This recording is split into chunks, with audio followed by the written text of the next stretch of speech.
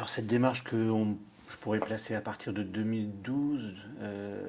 en fait, elle est issue de toute une période où on va s'interroger dans les années 2000 en tant qu'acteur de la culture, acteur public de politique publique ou acteur de terrain, de gens qui font de l'action culturelle. Il y a véritablement une réflexion et des débats qui sont sur cette question des droits culturels, soit de manière implicite, soit de manière explicite, mais il y a des questionnements qui apparaissent, il y a des remises en cause des politiques publiques telles qu'elles se pensent. La difficulté, c'est que c'est souvent des très beaux moments, assez enthousiasmants, mais le lendemain, quand on est devant son bureau et qu'on a ses dispositifs de financement ou son action culturelle en place, c'est comment on fait. Comment on traduit cette question des droits, en particulier de cette clé interstitielle des droits culturels à l'intérieur, et comment on peut le mettre en œuvre sur un territoire des acteurs. Et là, c'était le blocage, c'était l'espèce d'impasse générale sur comment le traduire et le rendre opérationnel. Alors là, ce qui se décide quand on se dit passons à l'acte, regardons nos politiques publiques au regard des droits culturels, on est vraiment à un moment où finalement je pense que c'est la même impression que Christophe Colomb qui part découvrir l'Amérique, on ne sait pas où on va, quoi. Et en plus, on ne sait même pas comment ça va être à l'arrivée, quoi. Mais la question, c'était de se lancer. Alors la question de se lancer, c'était comment. Donc c'est vrai que ce qui a été important à ce moment-là, ça a été la rencontre autour de cette démarche avec Réseau Culture 21 et l'Université de Fribourg avec Patrice et Meyerbisch et Joanne Bouchard, de manière à pouvoir d'un côté coordonner ces quatre acteurs et de l'autre apporter une méthodologie et un savoir qui était totalement manquant parce que cette question des droits culturels, on en débat, mais pour autant, je pense que personne ne sait réellement ce que ça veut dire, et donc encore moins comment ça va se travailler. Et donc, ce qui va être proposé et qui va être extrêmement riche, c'est de se dire partons de cas d'école et étudions des cas d'école. Ce qui permet d'un côté de s'observer et en même temps d'essayer d'articuler ce que ça peut signifier et finalement d'élargir le cercle sur le fait que cette question des droits culturels, elle s'inscrit dans une question des droits qui est beaucoup plus globale et des interactions de politique publique qui sont plus globaux que juste la culture. Donc il y a en 2012 cette démarche collective de dire comment on fait, comment on s'y prend, comment devant notre table de travail on arrive à injecter dans notre quotidien avec nos agents sur le territoire et les habitants, parce qu'il n'y a pas de territoire sans habitants, ce travail-là. En parallèle, comme je l'ai dit, dans le groupe de ces quatre départements,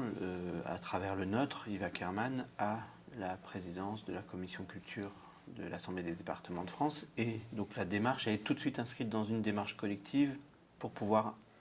parler à l'ensemble des départements et de leurs partenaires publics. Donc pendant qu'on fait ce travail de terrain, en même temps, on organise du débat, on organise de la visibilité et de la circulation de cette démarche auprès de tous ces réseaux. Donc ça va être autant à travers les réunions de l'ADF, de sa commission régulière, que lors des grandes rencontres qui avaient lieu tous les ans à Avignon dans cette période-là. Et cette démarche, elle est d'ailleurs lancée avec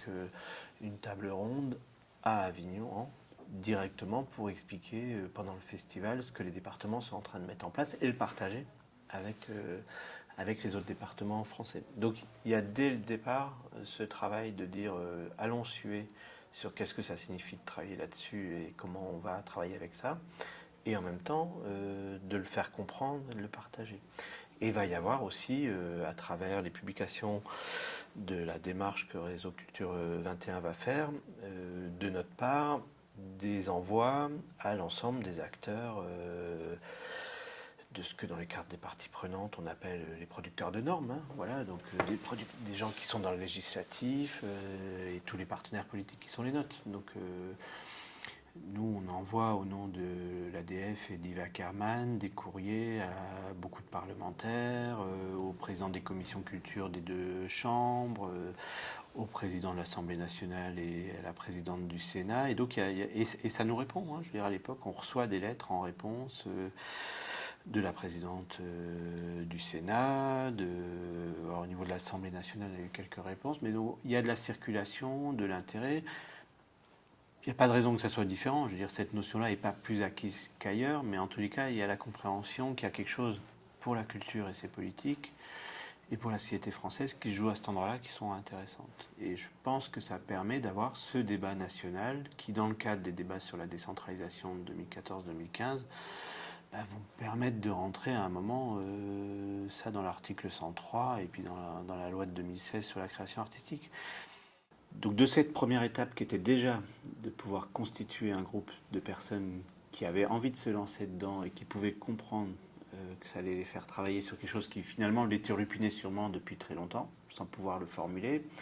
ça a été la méthode de le faire travailler dans la durée qui a été importante. Et là, par rapport au travail de la collectivité aussi habituel, de constituer un groupe qui finalement n'était pas la question du CODIR qui était sur cette question, ou des cadres intermédiaires qui étaient sur cette question, ou des agents, mais d'avoir un groupe hétérogène dans ce qui est habituellement classé, les cadres A, les cadres B, les cadres C. Et en fait, les personnes se retrouvaient, quel que soit leur statut, et donc on avait autant des directeurs qu'un assistant social ou un agent d'un autre service. Et c'était ce dialogue à organiser entre eux dans la durée qui a été crucial, avec toutes ces étapes qui étaient d'un côté déterminées ensemble quels étaient les cas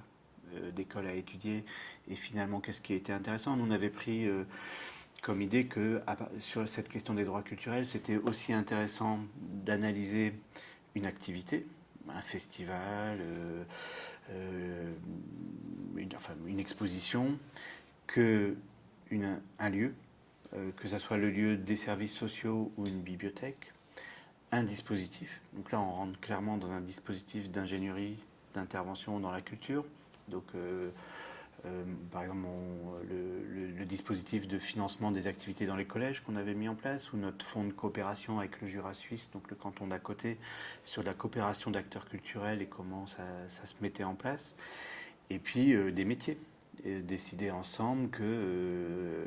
analyser le métier d'assistant social au regard des droits culturels, c'était intéressant aux bibliothécaires. Et donc d'avoir ce groupe sorti des systèmes hiérarchiques habituels, sorti des systèmes d'organisation en silo ou de direction générale adjointe, et de pouvoir coopérer, dialoguer ensemble, s'interroger, s'éclairer, choisir ses cas, le faire dans la durée. Et dans la démarche qui a été importante, c'était finalement une espèce de co-développement entre départements qui se retrouvaient régulièrement pour dire où ils en étaient et finalement rebondir ou eux-mêmes s'éclairer des travaux des autres. C'est ça qui a permis de faire la richesse et d'avoir finalement des personnes qui, à leur rythme, se sont appropriées. Parce que, comme je dis, on partait de rien. La carte, elle était quasi vide. Il y avait peut-être un trait qui disait droit culturel, mais on ne savait même pas si c'était un trait. Et au fur et à mesure où cette cartographie, on l'a construite, de comprendre ce qu'étaient les droits culturels, comment ça se situait dans les politiques publiques, et finalement comment ça s'injectait dans notre vie quotidienne professionnelle ou à côté. Parce que beaucoup, après, dans les discussions, disaient en quoi ça nourrissait leur vie personnelle au-delà de leur vie professionnelle. C'est ça qui a été riche et qui a permis de donner du sens.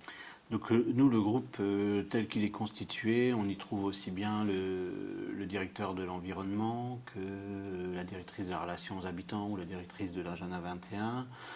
qu'un assistant social au service RH, que les gens des bibliothèques. Enfin, ouais, on a un panel très large et on trouve aussi des représentants des services sociaux. Là, on a une directrice dans un des quartiers les plus populaires de Belfort qui vient avec toute cette problématique de réponse aux habitants, d'impasse professionnelle et de difficultés au quotidien de cet ensemble-là.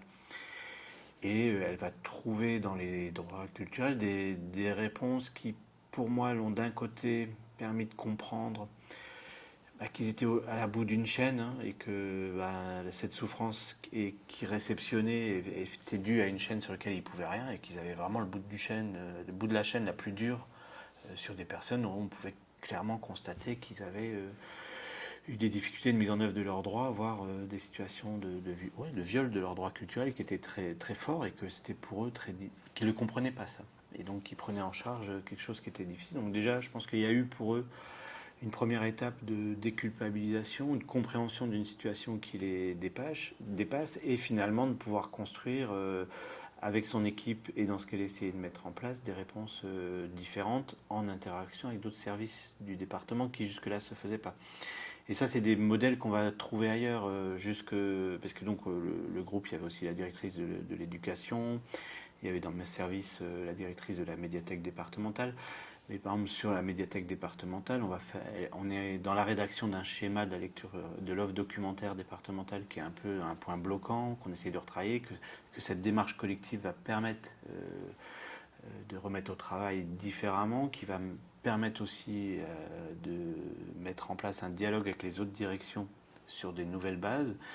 et donc de pouvoir même trouver dans ce travail documentaire comment un dialogue entre elles et le directeur des routes, par exemple, va pouvoir se mettre en place, touchant autant la question des droits culturels des personnes au service des routes que des habitants auxquels, ensemble, ils pourraient apporter une réponse différente dans la façon dont cette offre documentaire pourrait circuler. Donc c'est ça qui était intéressant, c'était vraiment de trouver comment chaque professionnel, siloté par les politiques publiques habituelles et l'organisation administrative, pouvait comprendre comment son domaine pouvait interagir avec les autres et peut-être construire une autre façon de travailler. Ce dispositif, il est passé d'un dispositif d'appel à projet, alors déjà qui était très souple, puisque les établissements pouvaient envoyer leur projet tous les 3 mois. D'habitude, on l'envoie l'année scolaire d'avant pour pouvoir le faire l'année d'après au mieux. Et il n'y a plus de rattrapage. Donc on avait déjà un système qui permettait d'être assez dynamique, assez agile et de faire remonter. Mais on trouvait une vraie problématique vis-à-vis des projets et de la vie dans les établissements qui était due à ces appels à projets très sectorisés, qui faisait qu'on avait des établissements où les profs ne savaient pas forcément, on va dire la communauté éducative ne savait pas forcément entre elles ce qui se passait vraiment en termes d'action culturelle, et de l'autre côté des acteurs culturels qui intervenaient mais qui finalement ne savaient pas ce que les autres acteurs culturels faisaient dans le même établissement ou dans la classe d'à côté. Et là, on a mis en place un dispositif qui jouait plus des questions d'interconnexion de toutes ces communautés, de mise en commun de ce qu'ils discutaient. Donc ça passait par des étapes. On demandait au chef d'établissement de formuler le fait qu'il avait une problématique culturelle dans son établissement à résoudre. Et suite à ça, on mettait en place un travail de dialogue avec lui, puis lui et sa communauté éducative. Et une fois qu'ils étaient d'accord sur la question culturelle qui était à résoudre, qui n'était plus la question d'envoyer les 6e au théâtre et les 5e au cinéma. On sortait une problématique un peu plus lourde, qui était la moitié des élèves qui ont plus de 17, l'autre moitié qui ont en dessous de 5. Qu'est-ce qu'on fait de ça? Parce qu'on a un trou entre les deux, avec des gamins qui connaissent rien de leur quartier et qui n'ont pas des repères ni historiques ni géographiques de leur quartier, ou alors dans le nord du département ou dans le sud-ouest, on est à 10 km ou à 30, mais on ne veut pas aller en ville. Et il y a une rupture entre des zones plus rurales et villes, et qui peuvent même conduire à des ruptures d'études, parce qu'on n'envoie pas les gamins au lycée dans la ville. Et ça, c'était des problématiques qui n'existaient jamais. Déjà, nous, en termes d'acteurs publics, on ne les détectait pas. Donc cette façon de dialoguer avec ces collèges nous faisait sortir des problématiques qui n'étaient jamais mises sur la table. Et deuxièmement, de les partager dans la communauté éducative, mais surtout de la partager aux acteurs culturels dans leur ensemble. Donc là, c'était plus la question que la scène nationale, parce qu'elle connaissait tel prof ou avait telle entrée, pouvait proposer une saison ou 1 ou 2 spectacles. C'est qu'on était tout le monde autour de la table avec l'établissement qui présentait sa problématique culturelle, et ça permettait aux archives départementales, à la médiathèque départementale, mais aussi à la scène nationale, au centre chorégraphique national ou à d'autres acteurs, parce que suivant les problématiques qui étaient sorties, on se permettait de chercher des gens qui pouvaient apporter une réponse, et ensemble, ils discutaient de qu'est-ce qu'ils pouvaient apporter. Et c'était assez intéressant, parce que ça fait finalement des saisons culturelles qui étaient pensées collégiens, dans la discussion, ils se rendaient compte que finalement telle autre offre dans la saison était bien plus intéressante par rapport, et donc ça mettait en place des interactions sur des relations à des artistes ou des spectacles qui n'étaient pas du tout prévus, mais qui étaient beaucoup plus justes par rapport à la problématique de l'établissement. Je ne vais pas revenir sur la façon dont ça s'est introduit, débattu. Moi, ce que j'ai surtout retenu de cette époque, c'est que c'était largement au-delà d'une question d'un parti qui, dans une loi, essayait d'introduire quelque chose. Même on peut y voir des contradictions plutôt partisanes par rapport à ce qui était fait dans cette démarche, et des alliances qui dépassent largement la question gauche-droite ou droite-gauche sur la question des droits fondamentaux et des droits culturels. Donc c'est surtout ça que moi je retiens de cette époque-là, c'est quelque chose qui dépasse les clivages habituels, qui ont montré des autres enjeux de valeur. on fait apparaître des corporatismes et des enjeux très conjoncturels de certains professionnels ou de certaines façons de faire, mais qui finalement, c'est ça je pense qui est aussi important, parce qu'on parle de cette période des 10 ans, de ce qui va se jouer sur ces 3 ans des lois de 2015 et 2016, mais aujourd'hui, 10 ans après, on voit apparaître une histoire alors, qui est beaucoup plus ancienne, évidemment qu'on peut dire 48 avec la déclaration universelle, et puis on se dit, il y a eu quelques déclarations au niveau mondial, et puis 2007, bon, il y a déjà une histoire qui est avant 48. Il y a en 1935 les écrivains qui se réunissent et qui ont des débats où ils parlent déjà de questions de ce type-là. On a des écrivains qui ont écrit sur les droits de l'homme avant, pendant la Deuxième Guerre mondiale. Donc, il y a déjà même dans le secteur de l'art et chez les artistes des choses qui sont à cet endroit-là. Mais surtout, on voit apparaître qu'il n'y a pas eu un vide. Et en France, il y a eu des choix qui ont été dans l'autre sens. Mais si on prend la déclaration de Villeurbanne, suite à 68, le travail que fait Janson sur le nom public, les rapports qu'il va faire à l'époque pour le ministère de la Culture sur les institutions, il est déjà dans cette tradition-là, il essaye déjà d'orienter dans ce sens-là, et il y a des choix politiques qui vont être, enfin administratifs à mon avis, plus que politiques, qui vont être faits, qui ne vont pas le suivre. On a derrière d'autres déclarations comme celle d'Arc-et-Senans en 74 qui ne l'explicitent pas, mais on sent que c'est dedans. Et donc et de savoir que ces grandes institutions, Janson, il va être auditionné à l'UNESCO comme un expert par un auditoire où il y aura Boutros Ghali qui derrière va... Donc on voit qu'il y avait toute une histoire qui existait mais qui n'est pas connue et qui depuis permet de remettre en perspective tout ça. Donc il y a cette période fondamentale de 2012-2015 où on analyse pour rendre concret, aussi bien pour un acteur qui fait de la politique publique que pour quelqu'un qui fait quelque chose sur le terrain, qu'est-ce que ça veut dire de travailler avec un logiciel qui s'appelle droit culturel, mais plus globalement mise en œuvre des droits et l'ensemble des droits, et petit à petit une infusion plus, comment dire, paradigmatique, je ne sais pas comment le dire, mais de qu'est-ce que ça signifie de ce qu'on est en train de mettre en place dans cette société à partir de ces notions-là. Alors en 2012, on avait dit, de la démocratisation culturelle à la démocratie culturelle, de pouvoir nommer le fait que la démocratisation culturelle travaille surtout la question du droit d'accès, et que de passer à la démocratie culturelle, c'est pas jeter la démocratisation culturelle et dire que ça vaut pas un clou, c'est de reconnaître qu'on a travaillé une entrée sans correctement prendre en compte le droit de participer, avec, je pense, dans le débat français, quelque chose qui est mal, je ne sais pas si ça existe ailleurs, ce débat-là, mais c'est quelque chose qui est mal défini dans la participation, on peut tout à fait faire participer pour empêcher de contribuer. Et donc de comprendre qu'on a aujourd'hui une nécessité pour plein de raisons, et qu'en plus, d'un point de vue budgétaire, ça permet d'être un peu magique, parce que c'est moins problématique que les impasses dans lesquelles on est, ça coûte moins cher au final, c'est de sortir des politiques de besoin des politiques de capacité. L'un n'empêchant pas l'autre, et puis il y a sûrement des transitions nécessaires, des urgences existeront toujours, et des besoins urgents peuvent toujours exister, mais qu'il vaut mieux appuyer sur la fuite de gaz qu'ouvrir la fenêtre. Mais avant d'appuyer sur la fuite de gaz, peut-être ouvrir la fenêtre, c'est pas une mauvaise idée. Donc c'est déjà cette compréhension d'un point de vue systémique pour pouvoir passer d'un modèle à l'autre, mais donc tout d'un coup comprendre que tout est pensé en politique de besoin de plus de théâtre, besoin d'art, besoin à se dire comment je mets en œuvre quelque chose qui va répondre à la mise en œuvre des capacités que les personnes ont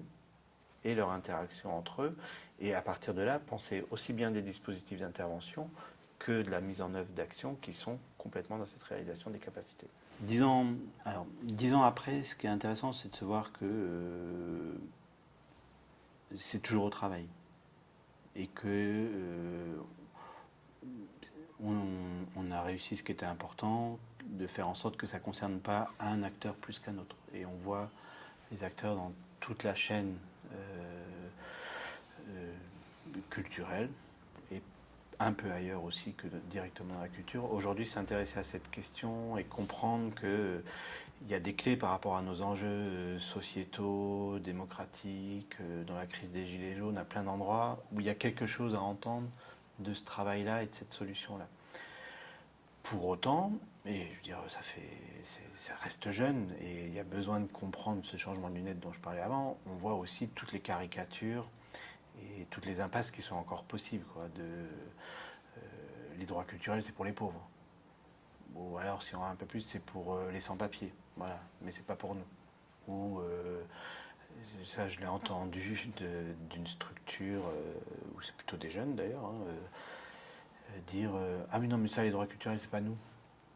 Voilà. Donc je dirais ça reste encore une réalité professionnelle. On voit en même temps de jeunes en formation ou qui sont complètement dedans, des fois sans le savoir, hein. Je dirais ça, et ça reste important à un moment de pouvoir le formaliser, de le comprendre, et puis de comprendre des histoires.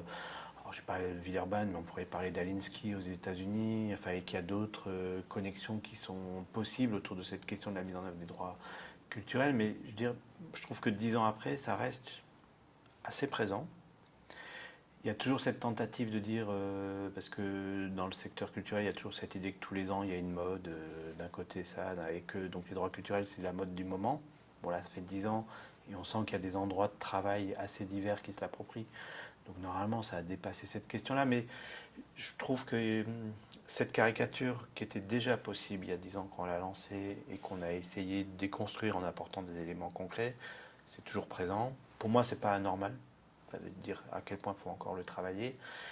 Et en même temps, je pense que on n'est pas encore dans ce qu'on, alors que nous on avait mis au travail dès le début, de généraliser cette idée que les autres droits arrivent à être réalisés grâce à cette clé interstitielle des droits culturels, et que sur les questions du logement, enfin sur un certain nombre d'enjeux sociaux et démocratiques auxquels on doit faire face aujourd'hui, cette clé interstitielle des droits culturels, c'est la bonne réponse pour pouvoir continuer à faire du commun, à vivre en société, à être créatif et à pouvoir se dire qu'on est dans une société qui croît de manière humaine.